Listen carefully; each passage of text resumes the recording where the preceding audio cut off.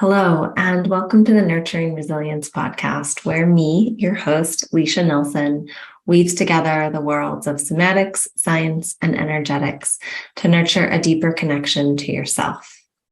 This is a podcast that covers a span of topics and ideas from guest storytelling their rites of passage that catalyzed their resiliency, to nervous system and mind body health education, to deep contemplation on topics such as cultivating connection to ourselves and others in a complex world. I'm an occupational therapist, somatic practitioner, and body worker, attachment specialist, and baby whisperer with over 20 years of experience with mind body connection and supporting matrescence. What you're receiving today and listening today is the uncut version of my podcast. This is where I interview guests and I don't do any editing. You're getting it all in the raw. If you're interested in my podcast, you can find that on Spotify, which is the edited version. And if you're interested in my work, you can follow me on Instagram at Leisha Nilsson and also through my website at leishanilsson.com. If you enjoy what you hear today, if you enjoy this podcast, please share it on your social media pages with your friends, your family, your loved ones. Let the world know that it's here. If you really like it, you can follow me and write a review. That's how my podcast gets out to listeners like you. And this important information about the body, somatics, and nervous system can find more people that need it. All right. Thanks so much. And let's dive in. I'm really excited for this conversation. And just to preface it, or just to kind of share how we decided to have you on my podcast, is I was on your podcast for womb healing and exploring those topics. And you gently started to share about your history of working with plant medicine. Mm-hmm. And that's something I have experience with and curiosity about. It's not something I'm super open into the public about. It's something that I feel like needs to be more researched, needs to be talked about more, especially what it can do in relationship to trauma and trauma healing. And there are people like Gabor Mate starting to speak more like about his ayahuasca experience and how that has helped him. So some quote unquote larger names that are sharing and opening this door for us just to be more real about this kind of stuff and how it's floating into the mainstream. So I decided to invite you on to talk all things your experiences, your story, using plant medicine, the different types of plant medicines, how it really helped you work through some of your own trauma. I'm really looking forward to see where we go with this conversation. It's just an open door for us to talk about anything. Yeah, thank you for having me on. I've been looking forward to this a lot. So yeah, I'm excited also to just see where we let things flow. I love it. Maybe just share a little bit about yourself. I know that you're a coach and I know that you live in Colorado. What else do you want our listeners to know to start? Yeah, I think just to get to know me a little bit better, it's helpful to give a little bit of my history. So I do a lot of holistic health coaching these days, which, gosh, sometimes I call it body led wellness. I have not nailed down a name exactly for what I do, but it's a lot of bringing all of these parts of you into your health and wellness. Whereas my history, like what I was originally taught as a nutrition coach and a personal trainer, was purely within like the masculine energy space in your head, right? In rules, in logic, like you do this to get this to happen. And so my background is like all in the masculine energy, all in the high intensity exercise like CrossFit, and then bodybuilding, which is intense in terms of dieting, a lot of physique focus, a lot of external focus. And it's so funny now, like looking back on my journey, when I started working more closely with plant medicine, that's really what opened a door for me to my spirituality. It was basically like my spirituality or spiritual awakening maybe like came through fitness combined with plant medicine, which is like so funny, I feel like, because they're contradictory to a lot of people at first glance. But that's really what allowed me to start to bring in things like manifestation and visualization practices and starting to build my own altar at home and give a lot more meaning to my morning routine. And then slowly, little by little, that kind of trickled into how I treat my body, how I make decisions about what to eat and how to move each day. And how do I even relearn how to listen to my body? Because I had really, really turned down that volume knob of cues from my body because I was so used to following macros and diet programs and fitness programs that I was really disconnected from my body.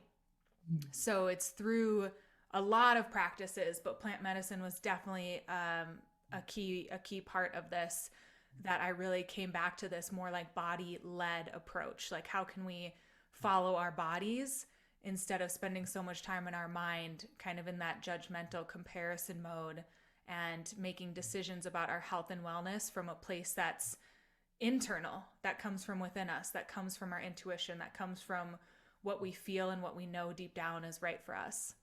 Yeah, well said. It's so interesting because when I was going through your Instagram and just getting to know you a little more, I saw that you used to compete in like body lifting, body weight competition, and have stopped that since. But I would just love to hear a little bit more, because that is, I did a very short stint and I never competed, but there was a very short stint in my life in my early 20s where I was totally lifting all the time. My husband at the time was interested in going into competitions. We were eating nothing except for like egg whites and tuna fish and creatine, because at the time that's what we were told. I mean, this was 20 years ago. We were told that's how you build muscle mass and that's how you quote unquote be healthy. And I look back on that time and I was like, man, I looked really good, but I was completely nutritionally depleting my systems and depleting myself. So I would love to hear a little bit more about that experience if you'd be willing to share. Yeah, of course. So, like I briefly touched on, I kind of went from, I basically burnt myself out doing CrossFit and transitioned to bodybuilding instead. So I'm Mhm. like, surely this will be so different. But instead of burning myself out through the like physical exertion of high intensity, I basically burnt myself out through reigniting an eating disorder from my teenage years because of how deprived I was. I think a lot of the diet plans for bodybuilding have probably changed kind of since what you mentioned, but there's no getting around it. Like, bodybuilding is about crafting your physique to look a certain way that is whatever the judges, which is usually a panel of men, decide is best. And that has changed as well over the years, like what they look for in a physique, that has evolved as well. But again, like, bottom line, you're going to be really, really restricting your calories. Mm. And for me, I was lifting 5 or 6 days a week. I was doing 2 hours of cardio a day close to the shows. I had probably like 1,200 calories. And that was working with a smart coach, because I had gone through a couple coaches over like 2 years of competing. And the coach at the end, I do think he was really knowledgeable, and he encouraged off seasons, like taking breaks where you're eating higher calories and things. But at the end of the day, like, it's a very ego driven sport, right? So it's hard. It's really hard to put those brakes on, because if you're competing in bodybuilding, I mean, you're probably a competitive person. You're probably used to, like me, keeping the pedal to the metal, like always going full force, focused on achieving, achieving equals value. These were a lot of the things that came up in my head. So it's really hard to take that step back. And it took me until into 2020. Yep, which I actually won my pro card, and so that made it really hard to take a Wow. step back. But I had lost my period. I my husband kind of started to get a little bit worried about just how lean I was all the time. And I knew that too. I was just kind of like turning a blind eye to it because social media rewards physique so Mhm. much. And then, like I mentioned, yeah, there was a lot of disordered eating patterns coming back up that had. I was never diagnosed with an eating disorder, but in my teenage years and into like my early college years, there was a lot of um, binge and restrict or binge and purge behavior. And that just kind of faded into my 20s. But then bodybuilding really brought that back up. Yeah. So Mm. that's when I was like, it's time to take a huge step back and really just focus on my hormone health and treating my body well. Yeah. I mean, when you say 1,200 calories a day, I'm just like, there's no way a woman can have a period while they're exercising that much and Nope. only eat 1,200 calories. No, yeah. It was rare. There would be like, I would ask people because I was in the health space and I was always curious and I would be at these shows with tons and tons of women and I would always like, I don't know, maybe people thought I was weird probably, but I was like, does anyone like have their period? Because I was so curious. And there would be like one person, probably one in 10, 1 in 12. And that's, if people were being honest and the people I was just surrounding myself with. So it was pretty rare. Yeah. Wow. And so then that also, I mean, I'm just thinking that becomes the norm, right? You're like, oh, okay, this is normal. This is just Yeah. how it quote unquote should be. I have nothing to worry about. It just reinforces what's happening in the system and in your own body Yeah. too. You're just like, I'll get it back in the off season. Like I'll focus on it then. But, what's it doing to you now? Wow.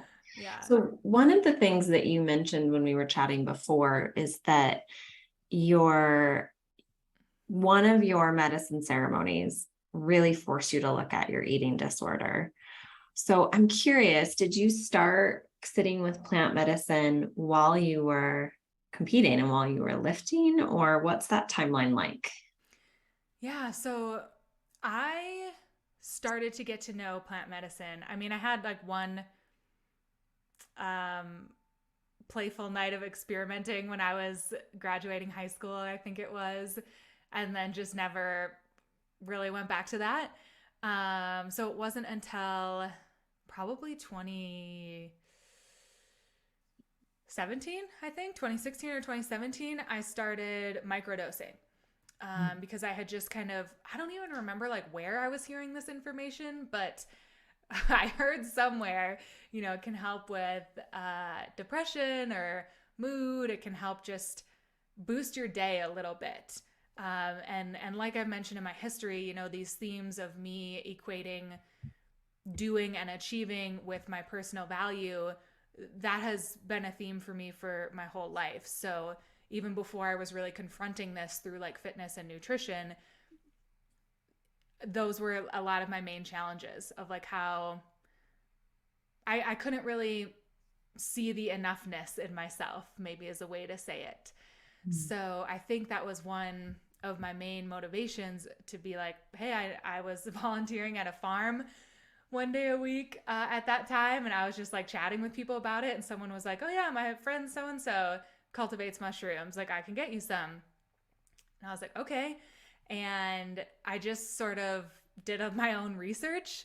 And I feel like there weren't, podcasts weren't quite as much of a thing as they are now. And I mean, gosh, I have a microdosing 101 podcast. I'm like, where was this I know like it wasn't 5 years ago? right? Yeah. 2017, this wasn't really talked about. So I just like went for it.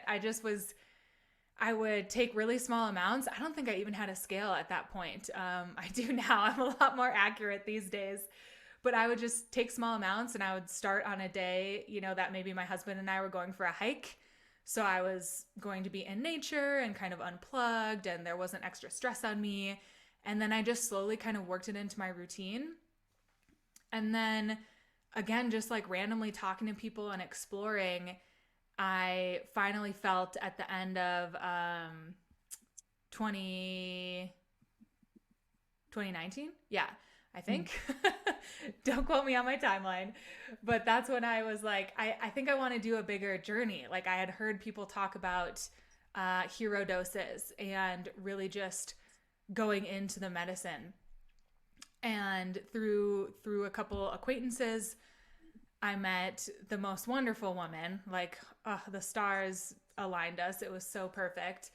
And we scheduled a ceremony for my birthday that was coming up at the time. And I was like, this is what I want to do for my birthday. I want to take a big mushroom ceremony by myself, like out. I found this cabin in the woods. Uh, it was perfect. And she came with me and she was my guide. And she stayed with me the whole time. And I did with her how she does her guiding, her plant medicine work. Like this is why it's so important to really talk with the people if you want to do an experience like this, because we probably did 3 months of preparation work. Wow. Like hopping on coaching calls every couple of weeks, going through my intention, talking about fears that I had. So we flushed out a lot even before the ceremony, which was just so nice in hindsight because I didn't feel rushed and I felt as prepared as one can feel. And my intention, though, going in was more about releasing control. Nice. So it was a little broad, but it had nothing to do with food or fitness. That just happened to be like a huge theme once I got into my journey. Yeah, I really feel that intention is great where the energy is set and where the mind goes, the energy flows and vice versa. I'm huge on setting intentions, especially in ceremony, especially with microdosing. And I find that sometimes the plants and the medicine, because it's medicine, has a mind of its own and an energy of its own. And it's like, well, actually, let me show you what you actually need. Oh yeah. Because what you think you need isn't what you need. Mm-hmm. They're almost like this energy. I mean, not a bad trickster energy, but like a playful trickster energy, I find sometimes with plant medicine. Oh yeah. Yeah, I totally agree. And I think a lot of people say like the medicine always gives you exactly what you need. Mm-hmm. And I do think that's a nice belief to have because obviously I've had ceremonies too where I've been frustrated afterwards, but this first big ceremony that I did um was I everything that I thought I wanted and way more than that too. Amazing. Some of our listeners might not know, you mentioned a hero's dose. Some people might not have any Mm-hmm. clue what that is. Do you Okay. mind sharing what that means? Yeah, so I think some people say macro dose, some people say hero dose. I'm not sure if there is like a defined difference, but I just consider it as well, one, a way to distinguish from a microdose, right? Which is basically like subperceptual, very small dose that you can't really, that you don't get the psychoactive effects. Um, which for me, my microdosing, is it okay to talk about dosage? Yeah. Okay, cool. So for me, microdosing, I would usually take like 0.005 grams. So like a very small amount, up to maybe zero point 0.1 if I was feeling frisky, but that would be like a limit for me, to still feel like fully aware and clear headed.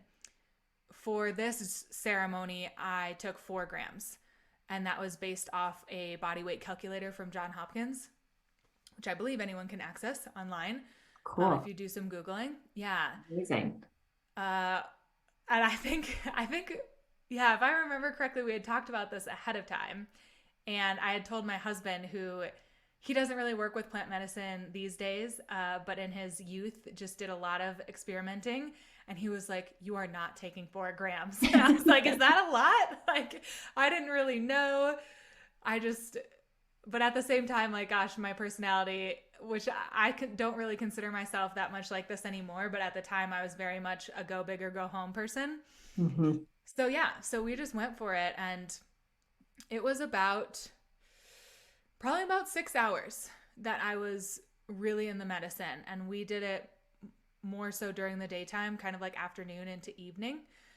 But it was, and honestly, it felt like years. I mean, it felt like forever, kind of. Yeah. Yeah.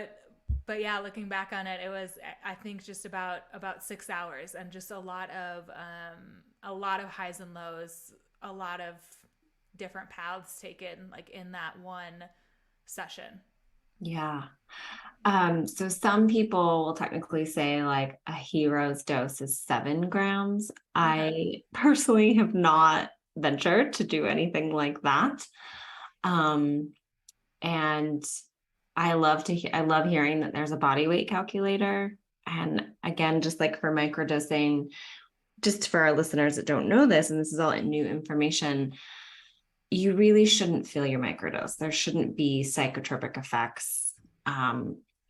What's interesting about microdosing, though, is that there's an accumulative effect, meaning you won't feel the psychotropic effects, but over time, your mood changes, or your anxiety changes, or your depression changes, or you might start to handle relationship discomfort better, or discomfort in your body better, or listen to your body. There's no like, it's just really interesting and amazing to me how the mushrooms with microdosing are so subtle to not feel anything from microdosing, to then go into, wow, my relationships are changing. My relationship to my body is changing. My health and my awareness and my community is changing. Like, it really is this beautiful building effect that I think, mushrooms are the mycelium that are the great communicators between all the plants in the soil. And they're these nutrient dense fungi that just create this beautiful community. And I really think of it as like this network, right? This network of communication happening in the soil. And that's what's going on in our brain. Like, it's mimicking what it does in the soil into the neurotransmitters of our brain. And of course, this is just me speaking from what I feel and what I've noticed in people. But instead of creating two trees that are trying to communicate to each other, I think of it as like two parts of the brain that can't communicate to each other because of trauma, because of disordered eating, because of whatever it is. And the mushrooms come in and say, how can we gently heal this? How can we start to create communication again in these two parts of the brain in a really healthy, gentle, subtle way? And so then we are no different than the soil. Like, we are no different than nature. And so with this microdosing, I love the dogs in the background. You guys will hear my Sorry, dog. it'll pass. Yeah. We get my dog snoring all the time in here. So, but it really is this like great connector. And I watch people's lives change without this huge wham, bam, giant, forceful event, which is how I think so many of us are conditioned or taught healing needs to look like, is that like cathartic, giant process. And it's like, well, actually, what if it was subtle? What if it was soft? What if it was a slow daily practice of healing that just gently weaves its way into our life? And then over time, our life changes. Like, that's how I think about it. Yeah, wouldn't it be so nice to really help more people see that, I do feel like that's a big part of my work. Is a lot of people come to me from a history of chronic dieting, and so they're used to that promise of like a 30-day challenge or a 3-month cleanse or whatever the heck it is. And I'm like, yeah, this is probably going to be, a 6 to a 12-month journey of healing. And Yeah. why is it so hard for us to give that to ourselves? Right. And I came to that place when I transitioned into the coaching community, which I was a body worker, transitioned to online coaching in 2020. And I was inundated with, like you said, 30-day challenge, 1 month container, get better in 2 weeks. And I was actually, as a body worker, I was like, this is really overwhelming. And I kind of tried to be that way. I tried to be like, okay, this is how coaches do things, and this is how the world works. And it's all about big containers and fast and furious. And after about 6 months of that, I was like, this sucks. I hate this. This isn't working. Like, I want to work with people that want to hang out with me for 6 months, maybe 12, that are really like, how can we create actual lasting lifestyle change subtly and slowly Mm-hmm. versus this big event? So I love Yeah. hearing that, because I think that's getting more commonplace. Mm-hmm. Oh, and one thing I wanted to add to talking about psilocybin and dosages. I was working with golden teacher strain Mm-hmm. mushrooms at this time, and I've also worked with penis envy, and Mm-hmm. that would probably be like half as much. So just throwing that out there too for anyone who's like, oh, I can take like this many grams of anything. Like, you also want to know what you're working with, where it's coming from, all those good things. Yeah. I think that's a great point. Mm-hmm. And it's interesting to hear you say that if you were getting quote unquote wild or crazy, you were taking zero point 0.1 grams. Now there's a lot more research. My husband has done a lot of research and looked and worked with, I always butcher his name, but Paul Stamos. Stamets. Stamets. Stamets, right? Yes. Yes, that's how I Yeah. say Stamets. it. Yes. And kind of what he recommends, and started Mm-hmm. microdosing off of his recommendation, which was 0.15 grams, Mm. and then work your way up. So my husband is a much larger person and will take zero point 0.3. Actually, when he's microdosing, he'll take Whoa. 2.15s. No, I'm like you. I'm like Yeah. point one's good.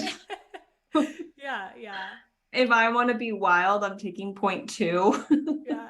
But I've had, people, since I'm so open about it and I've got podcasts about this as well, like I'll have people send me messages and they're like, so I'm taking this much and this is happening or yada yada. And like everyone, I think, has their own sweet spot.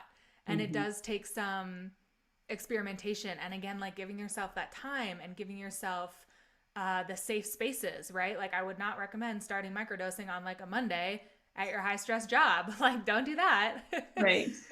So I think it does. I've obviously played with it a ton over the years, and it sounds like you have too. And everyone's going to have their own little, probably perfect like protocol as far as how often, but also dose and everything as well. Hmm.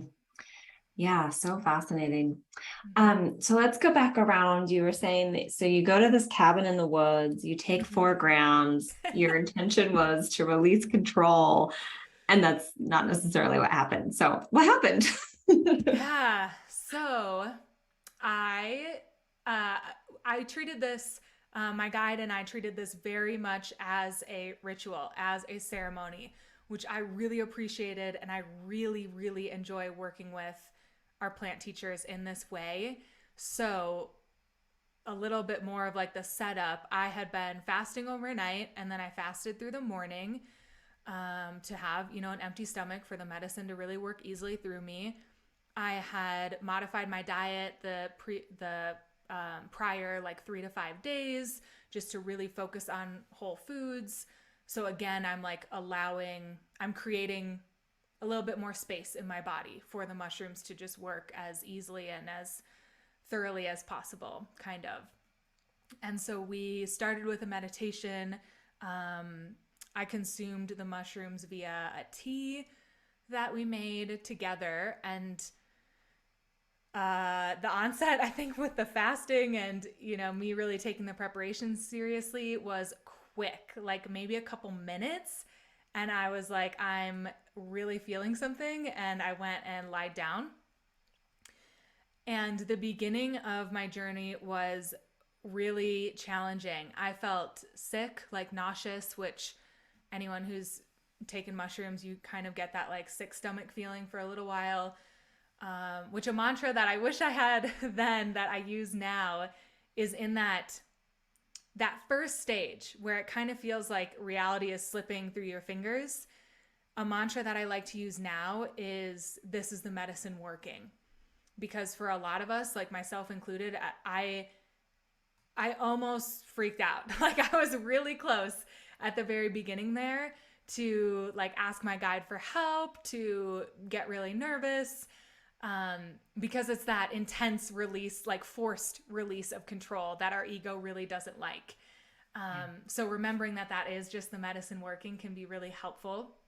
But what I did is I had a mantra of trust, breathe, surrender. So that is what I was saying to myself, really trying to focus on taking deep, calming breaths. But it hit me hard and fast. There was a lot of confusing visuals, like twisting shapes, scary shapes, dark colors like blacks and reds. And the first part, when that kind of started to clear a little bit, as far as like the shapes and things really not making sense, it felt like I was almost reliving or refeeling, maybe is a better way to say it, mistakes that I had made in my life. Like people I had wronged, or like my rebellious teenage years and putting my parents through the ringer, and, little things and big things.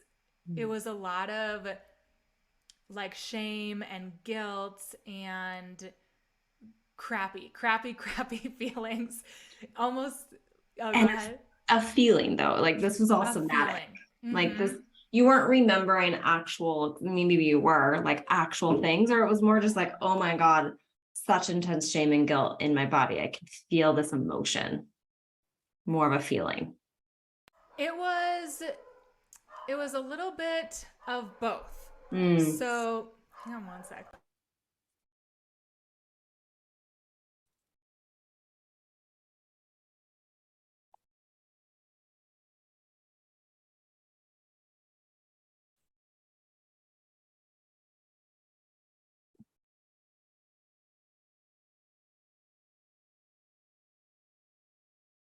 Okay. I've recruited my husband for help. You're Hopefully like, here for the he will dogs. tame the beasts. Um but it was stories, but mostly feelings. So there were like memories of, it wasn't like watching a movie, but it was like, oh, do you remember when you broke your high school boyfriend's heart, and like, do you remember when this happened and your parents were like super disappointed? Just like quick though, like lights flashing, but lights flashing of memories, and then the associated like, oh my God, like that dread of, oh yeah, I remember that mistake I made. Mm-hmm. So it was almost this like pulling down at the start of my journey, like this sinking. I was really sinking into, like I said, these dark colors, these dark feelings, these heavy feelings, like pulling me down. And that kind of culminated with my first like really clear visual of this journey, which was a bird's eye view of this like concrete cell almost. And this like, in Harry Potter 4, when Voldemort is like this weird infant baby kind of thing, Yeah. when before they toss him into the cauldron, like Yep. that type of figure, like skeletony, um around a toilet. And that was me. Or like, better phrased, that was me watching the personification of my eating disorder. Whoa. Yeah. And it was really, really scary and sad, to see like that part of myself look that way, and in this terrible, gross, dungeony place. But it also, that view, like, since I had this bird's eye view in my consciousness, it showed me also the separation. Like that isn't me. Yes. That's a Mm-hmm. part of me playing out a part Mm-hmm. of my life. Exactly. And Mm. after, I was like crying a lot during this too, like not sobbing, but just like I I was lying down with a face mask on during the whole journey, but I could like feel my face was wet. Um, but once I kind of that clicked in my head, like this isn't me. This is my eating disorder and this is how it looks and this is, what I can attach to if I continue to live like that, or I can just like be up here and be above this and Wow. move away from it. And once I kind of made that realization, like I had mentioned at the beginning, it was a lot of this pulling down. As soon as that thought clicked, I'm not really sure if it was a thought, but like as soon as that realization came to, I was able to really move upwards. And there was a lot of this like feeling of more floating and spiraling upwards and seeing loved ones. And it was a really nice transition away from that. And I don't think I'll ever forget that visual. That is like one of the strongest things that's ever happened to me in a journey. But that really was like, I don't think there's any such thing as a magic pill, but I have never, after that day, like, I never really struggled with disordered eating habits after that. Wow. Wow. I have so much chills right now. I just want to name that. Mm-hmm. Um, like would I mean, do the thoughts cross your mind ever? Or it literally is like, I don't even go there because that part of me, that experience was what I needed to be done with that. The thoughts crossed my mind. And I mean, not so much today, because now this is almost 3 years later. Yeah. But I was rereading a journal recently in preparation for this podcast. And there were a couple pages after I journaled everything about this ceremony. There were a couple like, oh, I can feel these thoughts coming back. But there was so much more pause and so much more awareness. Whereas previously I would have just like, bent to whatever that feeling was, whether it's like driven by control or comparison or really just judgment maybe at the end of the day. And instead I could even see in my writing like, oh, I see it and I'm naming it and I'm moving forward anyway. Wow. So beautiful. It's, I mean, and that's really what happens with the nervous system and with the wiring of the brain is like the more we think about something, the more that gets reinforced and the more that neural pathway becomes a groove into our brain. But when we stop thinking that way and we can start to be objective and just make the conscious decision like, okay, here's this pathway, but I'm going to, like, I see it, but I'm going to choose not to act on it. I'm going to choose to stop thinking about it. I'm going to change my thoughts, that over time, that neural groove in the brain goes away. Mm-hmm. So beautiful. And it just really sounds like working with different plant medicines, whether it's microdosing or a larger dose, really, yeah, there is no magic pill, but it's almost like it allowed you to really create this objectification of the whole process. Yes. Yep. So, I think that was the key piece because I was really good at hiding these tendencies. I was working within the nutrition space, which the more I've talked about this as well, I hear from other coaches the same thing. Like, all of us can be really good at hiding whatever the issue is that we're dealing with. And so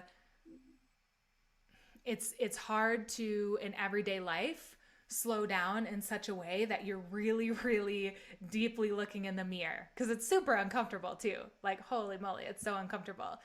And that is one thing I really really love about plant medicines is it's, I mean, I'm going to use the word force. Maybe that's too harsh of a word, but it really does, at least for me, has forced me to look at those places that I don't necessarily want to look. And I think other things can do that, like hypnotherapy, really great talk therapists. There are other modalities, but this has just been the tool for me that's really allowed me to look at those places within me, see them clearly, and be able to finally then have the conviction of like, oh, I don't need to do things that way. Like, I already saw how that goes. Now I can choose to go this other way. yeah, yeah, I can choose to go this other way. It makes me think, I'll probably do a podcast sharing my whole story. I've asked my husband if I can interview him, and he's like, I'm almost there. I can, yes, but not yet. So I will start to share a little more, but I will say this fear of slowing down, because when we slow down, we're stuck with all of our thoughts and we're stuck with all of our patterns. And it's scary. It's really difficult. And for years, my husband was like, I just want you to slow down. I just want you to stop. I mean, I'm just a goer and I enjoy going and I'm still a doer and like I get pleasure. And I would constantly burn myself out. And he had a time in his life where he really started to slow down and he really started to go through his spiritual awakening. And he would just say to me, like, will you just sit here with me? Will you just slow down? And I was always like, no, no, no, no, no, no, and I would just fight it. And now we laugh. Today we laugh 2 years later because I have since slowed down. And he'll find me saying things like the other day, I mean, last week our dog was sick. It was a rough week. We weren't getting sleep. I got no work done. And I just laughed. I was like, oh my God, I got absolutely nothing done this week. That's hilarious. And I found myself laughing. And he's like, man, 2 years ago, Leisha would be freaking out at that statement, not laughing at that statement. So just that ability to subtly shift. And I don't believe that we're designed to move at the fast pace that most of this world is moving. I totally And agree. I think the plant medicines come in and are like, okay, like this isn't sustainable. Because what is nature? Nature is here to be sustainable. Plants are here to thrive. How can we come into better coherence and be more like nature so that we're thriving? Mm-hmm. So that we have seasons, so that we have times when we're stopped, like resting, dormant, and times when we're prolific and moving. I mean, we're women, we're attuned to this cycle already, and we just fight it. We push against it. I wrote down, I think yesterday, that I heard someone say this, and then later I remembered it, and so this is paraphrasing, but refusing to surrender is agreeing to suffering. Mm. And I was like, that's one of my big overarching. I think my soul came here to learn surrender, and I feel like I met with that again and again and again. So maybe I'm not learning it super well, but it's a consistent theme in my life. And yeah, I think you're so right there with us needing to deeply listen to rhythms Mm-hmm. more, and just allowing that ebb and flow. Yeah. Yeah. And maybe it's not that you have to learn this lesson over and over again. Maybe it's just layers, like different layers of surrendering, True. different areas to surrender. True. Yes. That's a good way of looking at it, because it does feel like it shifts to different boxes of my life over time. Mm-hmm. Mm-hmm. So I also know, and feel free if there's anything else you want to share on mushrooms or your journey or microdosing, feel free. And I also know that you've had some stints with ayahuasca.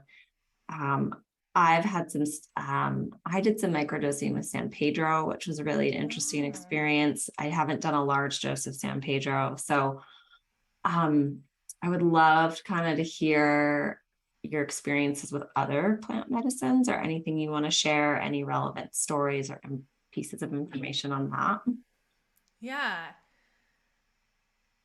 Gosh, ayahuasca. What a what a powerful plant. Um, the one thing, so I've sat with ayahuasca in a couple different locations. Mm. Um, I will say that my opinion, based on my experiences, is if someone feels that call, I think it's worth it to go to the jungle. So Mm. I do kind of wish someone would have said that to me. I Mhm. was really naive the first time I sat with it. That was before mushrooms. That was like in 2015. And Okay. someone randomly was like, our shaman's coming this weekend. Do you want to drink ayahuasca? And I didn't know what it was. I was like, sure. My husband's like, what are you doing? Again, like being the voice of reason. that wasn't a great experience. And I've sat elsewhere in the U.S. and mm, it's just not the same. There's something about like how you were talking about the mycelium and honoring like how that plant works, right? Like how mushrooms work. I think there's something about how ayahuasca is a jungle vine and being in the jungle with her is just a really different experience. Mm. Again, this is obviously all based on my own experience, but I was lucky enough to spend about 10 days in Peru over the new year Oh, wow. this past year. And that was really challenging and really amazing and everything in between. But it's something that I would definitely I would do it again, even though it was really hard. And how many times had you done ayahuasca before journeying to Peru? So once, Okay, the yep, bad one time, experience, the one yep, that you're like, this isn't great. Okay. mm-hmm. Which brings in a really interesting point because, and I think this is also really important to talk about when we're talking about plant medicines, are the shamans, Mm, the medicine givers. And in today's world, anyone can claim that they're a shaman. Anyone can yep, claim that they're a medicine giver. Anyone can be like, oh, I've got this ayahuasca, I've got whatever, take this, let me hold space for you. Um, and it can be done very poorly, and it can actually change the whole experience of the process. And so I'd love to hear your takes on like, what does it mean to be a shaman maybe, or what does it mean to be a medicine, plant medicine provider, and holding that space for people, and why is that so important? gosh, I don't know if I can answer what what does it mean to be a shaman, but because I know there are so many lineages that you can be trained in. Um, and from my knowledge, it's years and years and years. Or if you're, and that's if you're from that culture. So let's say like you are Peruvian and you grew up in a culture that works with ayahuasca, your training might still be decades long. Um, I have met people who want to go that route, but they are like Caucasians from the US, let's say. And I think their journey is a lifelong journey to if they want to serve medicine, because there's so much to learn from the plants, from about yourself, you know, doing all of your own work, all your own shadow work, because that can obviously come off on the people that you're with. And then, you know, I think there are also people out there who want to make money. Mm-hmm. So doing your research, talking to people who have been to the place or like retreat center that you want to go is so important. Like I went with a group that was basically like invite only because I also before this trip I sat with 5-MeO DMT with Bufo, Mm-hmm. and the guide I worked with that he was the organizer. So I had like expressed interest and he kind of put together this group. So I knew him, he knew everybody going. Some people had been to this center before. It wasn't really a center. It was very rustic. We were in the middle of the jungle. It was super rustic, but yeah. So I felt pretty confident with the people I was with, and Mm-hmm. that was night and day different from like the first time was just like yeah whatever sure, and yeah. So that pays off. It pays off to really do your research and sit with it and know who you're with and who will be serving. Like I looked into this shaman this time, and yeah. Yeah. And I think it's just really important to name as part of this conversation, this piece around culture appropriation that's happening. Mm-hmm. And it's even actually happening with legalizing things like ayahuasca and Yep. mushrooms. It's actually kind of hurting um, certain cultures. The way that we're going about legalizing it here in America, it's actually inhibiting them practicing something that is part of their culture. and like who they are. So it can kind of get really messy and really complicated. Mm-hmm. And I just think we have to be aware of that. Yep. And I think that's also why I had such different experiences, like sitting in the US versus being in Peru. Even though not the first time, but later on when I sat again in the US, the woman who was serving the medicine had trained for over a decade in Peru and had done all kinds of dietas in the jungle and had really respected relationships. And I think she carried the medicine very well. But it was still just like, so there was an element of disconnect, at least for me. And I did talk to a couple other people at that was like a weekend long ceremony. And some people had been to the jungle and some hadn't. And those who had been to the jungle like totally agreed with me. And they're like, well, yeah, it's just different because like you're in the jungle, you're in her home. Like this is always going to be different. And I was like, oh, okay. For some reason, I didn't connect that in my head.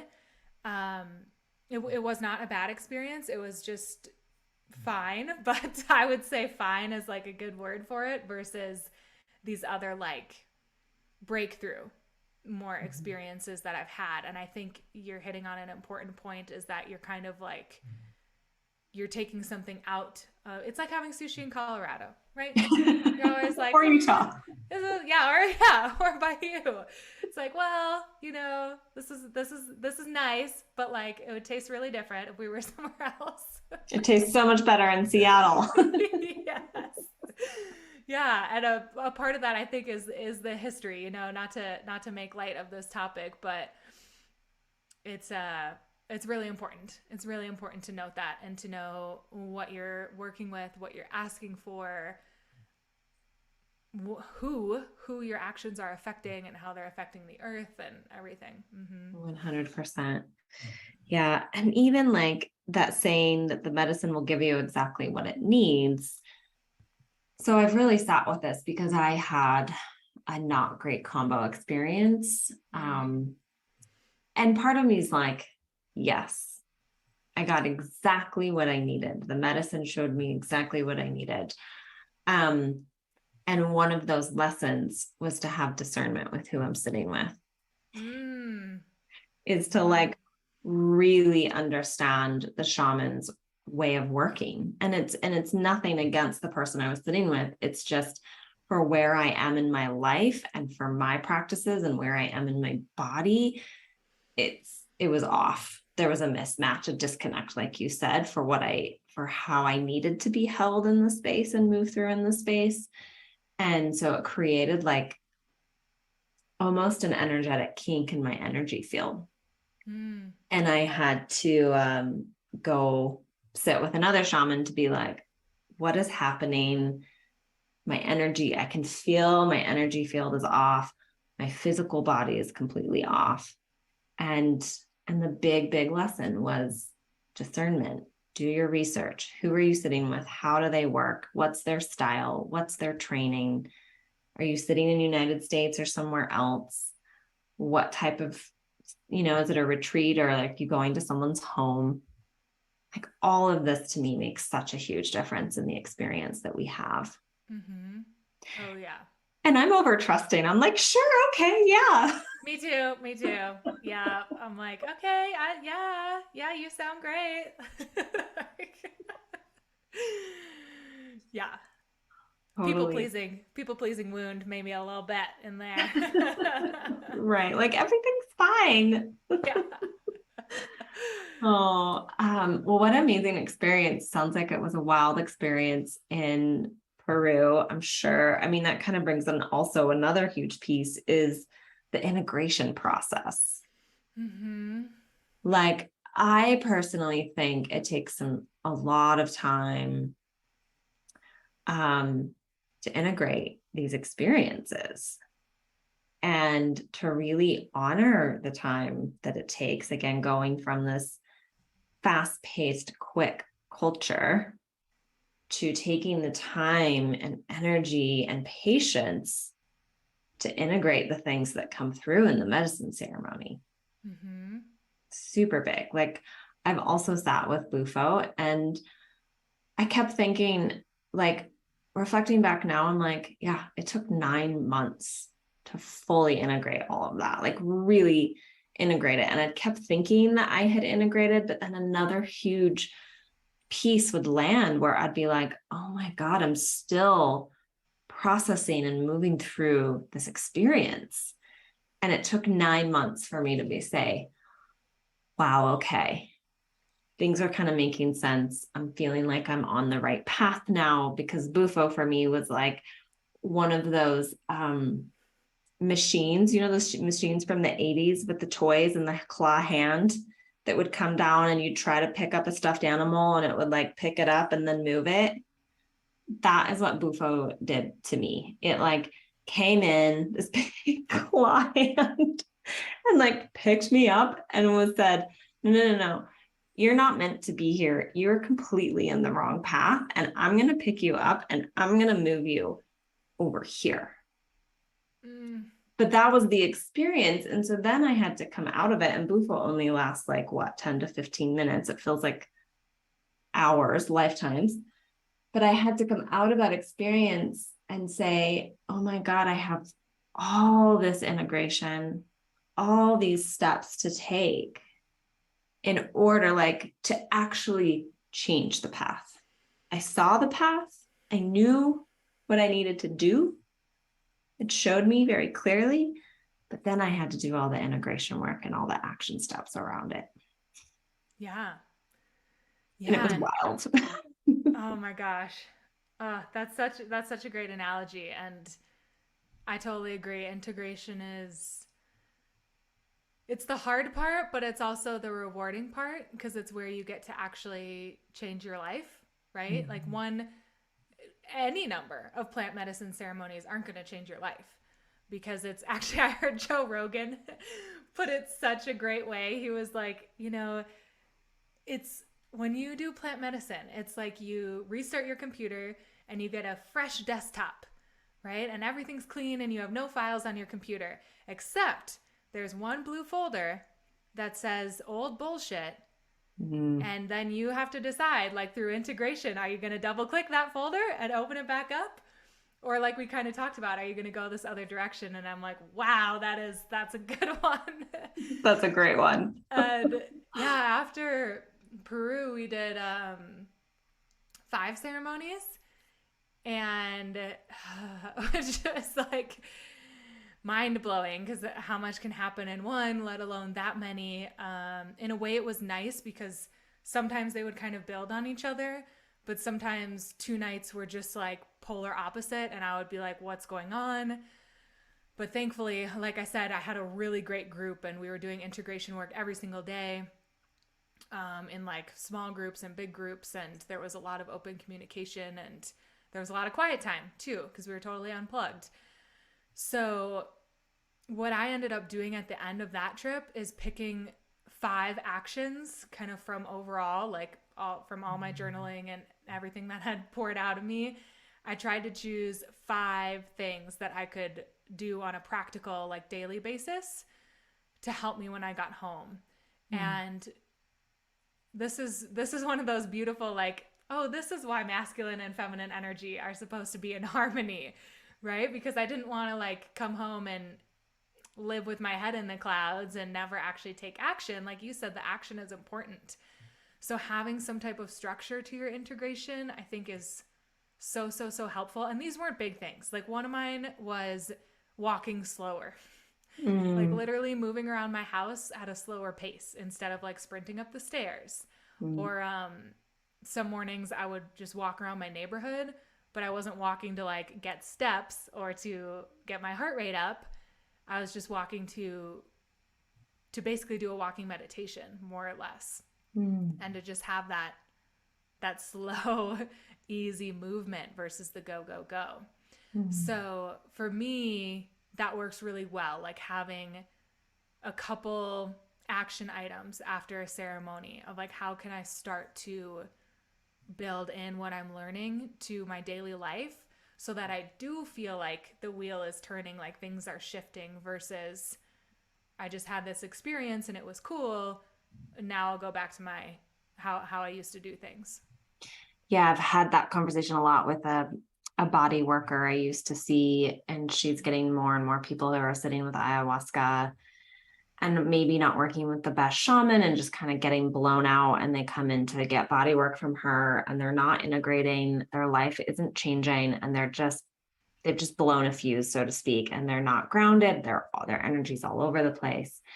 And she kind of is like, it's kind of made her not want to work with any ayahuasca or other plant medicine. I should just say ayahuasca, because she's like, I don't want to get blown out like that. And you can do as much plant medicine as you want. But if you just come back to your life and live your life the exact same way and make no changes, everything's going to stay the same. It just is. So I think it's really important to speak to. It's like, for me, I clear my schedule usually. Like anytime I'm going to sit with anything or work with a shaman, I'll clear that weekend or that week after, so that I can just spend that week, like if I want to drink tea on my couch that day and journal, or if I need to get extra sleep because my body processes a lot in sleep, or if I need to go spend more time in nature that week, just to really let the energy and whatever was shown to me in whatever way, that I can actually have time to be with that and integrate it into my system. Yeah. And I've heard, I'm not totally sure like what is happening with Oregon's legalization, but that's coming. There's something on the ballot for Colorado this year as well, but it's more the cannabis route, like super, super corporate. So I've actually been urging people to vote no on that. But I have heard that along with this, like this is happening. Like legalization is coming hot, and the need for integration is just going to, like, I don't, probably 10x or something. There are statistics out there, but it's a lot. So for anyone listening who's like, well, what am I supposed to do? There are, like, I know of two, my friend and I started just like it's just for integration circles, like, and we meet once a month locally, and it's just for people to like come and chat or just listen. But there are also a lot of local psychedelic societies. Like I even have one. I live in I wouldn't say conservative city, but there's a lot of military presence where I am. So the stereotype, kind of the stigma that is on my city is like, oh, like it's conservative because there's military presence. And that's just not the case. Like we've got our own psychedelic chapter, and they have a lot of resources as well. So if someone is listening and they're like, well, where do I find people? Like, start to do a little research, and you usually can. Like I have a couple clients who have worked with me and then have started exploring plant medicine, and will stay on, and then we'll just kind of switch to more like an integration focus. And there are a lot of qualified integration coaches online as well. So I hope we'll just continue to see those resources grow, because that really is, like, again, this is not a magic pill. You still have to take action within your life to see those changes that maybe you were shown. Yeah. Yeah. And I'm seeing that with like the ketamine clinics. I have a client, we did some work together beforehand, and then he decided to do some ketamine, and then he messaged me. So here in Salt Lake, it's a ketamine session, I guess, is 6. They ask you to do 6 sessions within a certain period of time. And he was like 4 sessions in, messaged me and was like, oh my God, can we please do a session together? Because I need help processing what I'm experiencing. And I haven't directly worked with ketamine, but I have the understanding of the nervous system and what different medicines are doing. And just sitting with him on an hour call and allowing him to share his experience, explain what's happening in his brain, help him create some action steps. He was like, I don't understand why they're not offering this at the clinic, because this session that I had with you is literally what is going to change my ketamine experience and pull everything together. So I am starting to see some really great integration coaches. I think just because of my experience with microdosing, without me even talking about it, like this is the most I've started to talk about things. I've had people reach out to me and say, can you just do a couple sessions with me, a little bit of work? Because I'm microdosing and I need some help. And I'm like, yeah, because I have that lived experience. The mushrooms are in my field, in my energetic field, and people are just kind of coming to me Mm. without me advertising or saying anything and saying, like, I know you do somatic work. I need a little help. And I'm always like, yeah, of course. Like, let's definitely support integration. Oh, that's nice. Yeah, Yeah. there are resources out there. Mm-hmm. Yeah, and maybe what I'll do in the show notes, I have a couple of Instagram accounts I love. There's one that's really big that's sharing it and educating people on the whole, like, why don't we want to legalize? Why would we want to? That's a great Instagram account. I also, funny enough, in Salt Lake, we have a local chapter, which same Nice. thing here. It's like all the Mormons Yeah. and we're so conservative, but we have a psychedelics chapter. Yes, love it. I love it. So I'll put those in the show notes. Of course, your information in the show notes as well. And I love knowing that you're doing an integration circle in person. That's beautiful. Mm-hmm. Yeah, it's been fun. It's been fun to just like build community in a different way, especially post COVID. You know, everyone, I think, craves that a little bit. Yeah.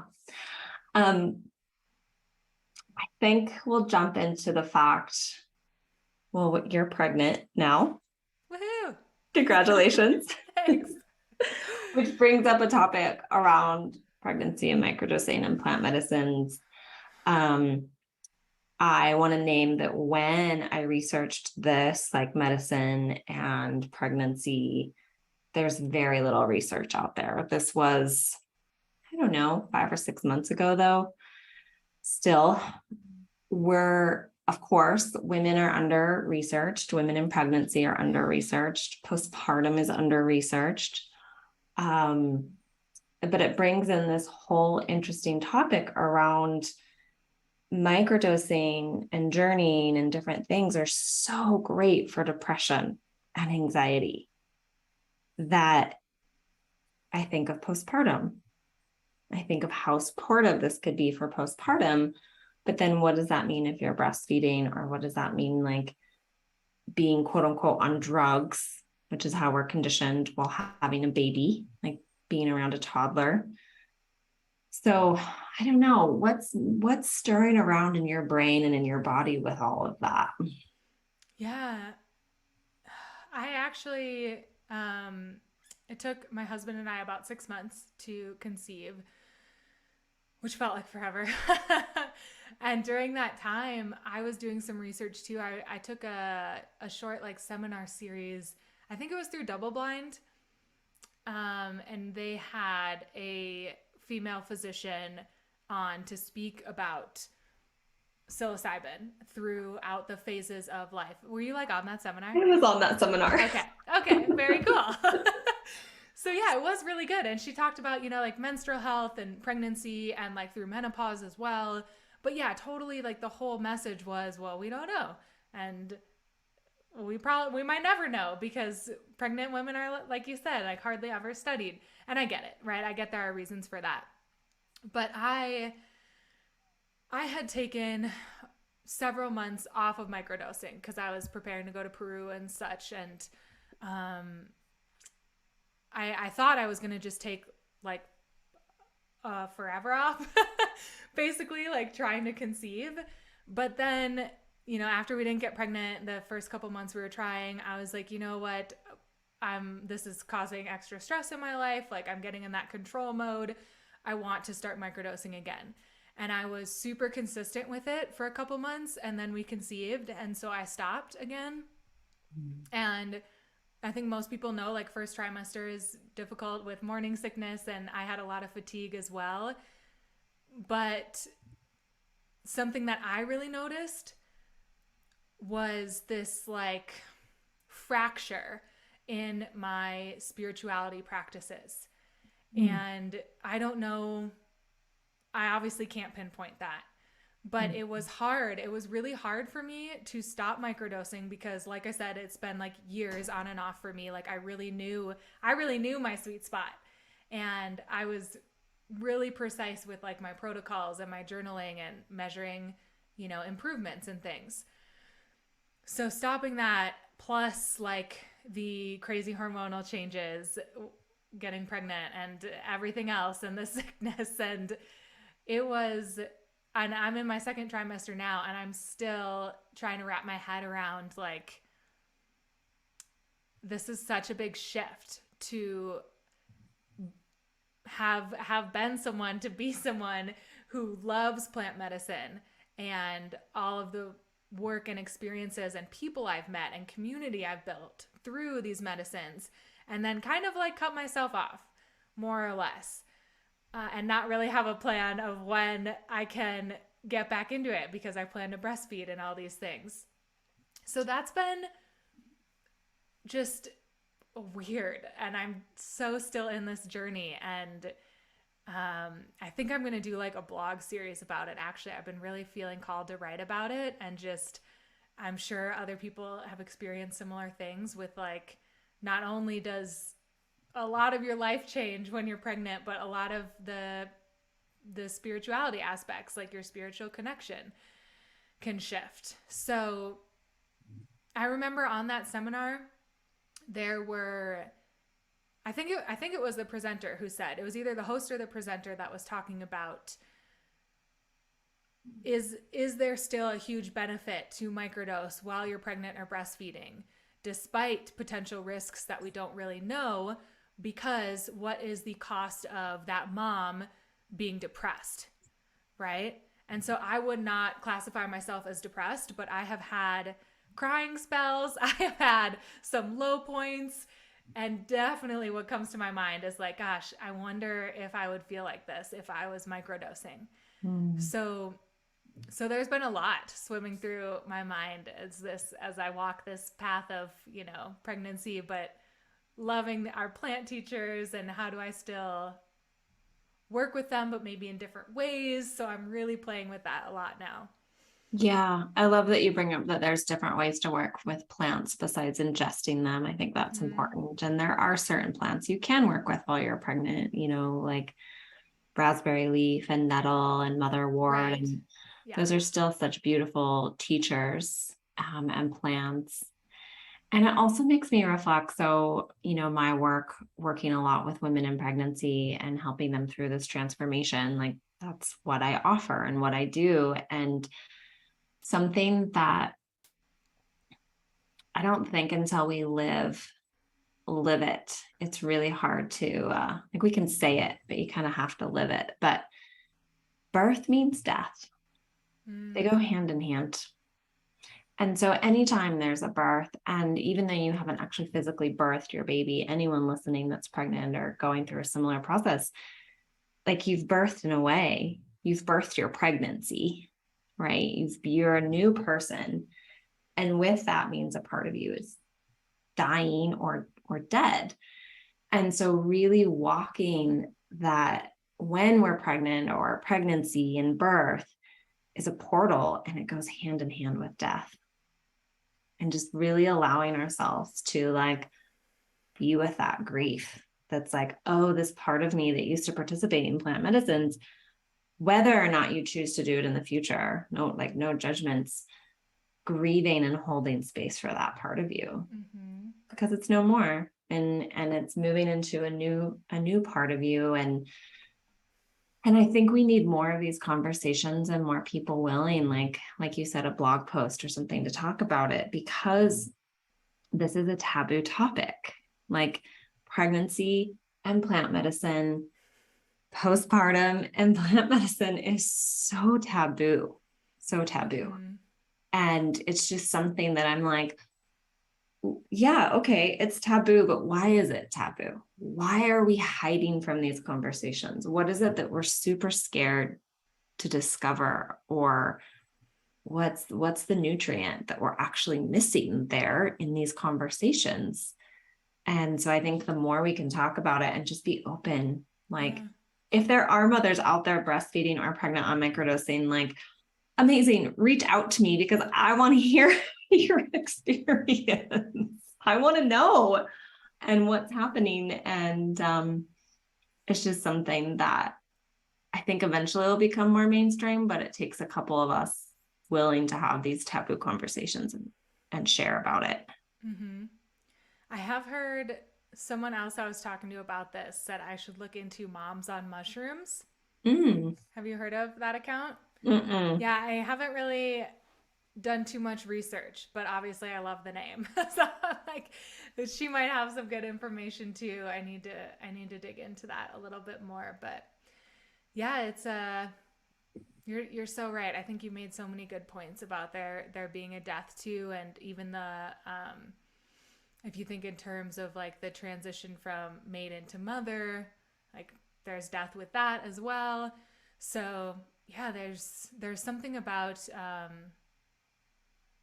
embracing a transition here that I think I have learned in one way, shape, or form from psychedelics, but now I get to learn it on my own, almost, like being pushed to that next step, perhaps. So that's another way I'm kind of trying to look at this, or like my continued lesson of surrender. Like, wow, this is another big surrender. So yeah, Yeah. there's always a lesson, right? Yeah. I have a friend that microdoses with THC. Mm. And now that it's more legalized, it's easier. And the other day she was kind of giving herself a hard time. And and I paused for a moment and I said, well, what would happen if you weren't microdosing with THC? And she said, well, I'd be on antidepressants and anxiety meds. And I said, okay, I don't have any judgments with any of the three. Which one do you prefer to be on? And which one feels healthier to your system? And she's like, well, the THC, and it allows me to play. She's like, the THC makes me so playful that I Mm. actually can sit in creative play with my young child. Where if I wasn't doing the THC, I'd probably be a really bitchy mom. I wouldn't have this creative play come through. And I'm creating so much bonding with my child through creative play and through sitting with him on the floor. And I was like, yeah, that's actually really beautiful.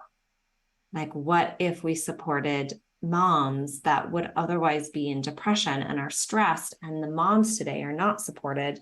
They're working full-time jobs, running a full-time household, parenting their children. It's like, sure, take a microdose and bond with your child. Right. Yeah. Like, if that's how we change the planet, like, okay, because now her child is going to grow up more attached and better bonded and Mm. in a more secure attachment style. And like, okay, if that meant that you had to microdose with THC. It's So, funny how that judgment can come on so quickly, right? It's not even her own, but it's the perceived judgment of other people. right. So much perceived judgment and just the conditions. Like, I was conditioned that drugs are bad Right. Mm-hmm. and that like any kind of drugs is going to mess up your life and you're going to end up homeless on the street and like you're going to be like the horrible Yes. person in prison. And it's like that's literally how I was raised. Mm-hmm. Mm-hmm. Oh, I still get, at least my family, they more like make fun of me now, but oh yeah, the jokes. The jokes are endless at my mind and plant medicine's expense in my family. You're like, I can hold that for the collective. It's Yep, I'm like, okay. all right, okay, bring it on. I'm over I'm here happy. healing. Yeah, it's like, how much healing are you doing? Mm-hmm, mm-hmm. Oh, well, I've just loved this conversation so much. Um, is there anything else you want to share, speak to, any other stories, something, anything for our listeners? Like, yeah, it's up to you. Whatever needs to be said, we're open. One thing that feels important to say is to to listen to what's calling you. So that might not be anything related to plant medicine right now. That might be like something else random that you or I said. And I was like, oh yeah, she talked about like a morning routine or building an altar or something. I think I said like maybe I should think about that, right?